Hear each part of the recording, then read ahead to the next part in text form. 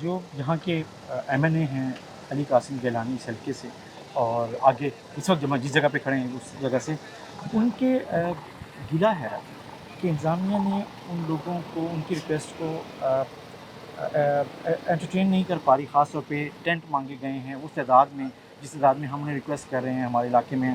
तो ये शिकायत क्या आप तक भी है, हुकूमत तक भी उन्हें पहुँची है, या वो कुछ एग्रेसिव चीज़ें कर रहे हैं, मांग रहे हैं? आप मैं इस पे थोड़ा सा ना आपको फ़र्क बताना चाहता हूँ कि इस दफ़ा गवर्नमेंट ने ये डिसीजन किया क्योंकि हमने ना लोगों को इवैक्यूएशन के लिए कोई 8-9 दिन पहले ऐलानात करवाने शुरू कर दिए थे।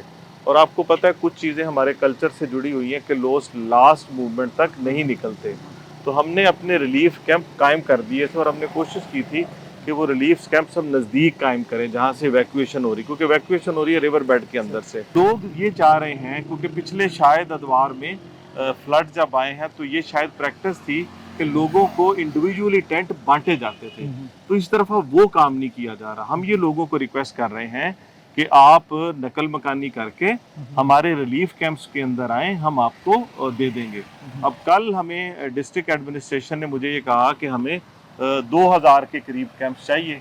तो उसमें से DG PDMA को कहा, उन्होंने कहा जी हम प्रोवाइड आपको कर रहे हैं, कोई 500 के करीब अभी पहुंचने वाले हैं, बाकी शाम को पहुंच जाएंगे।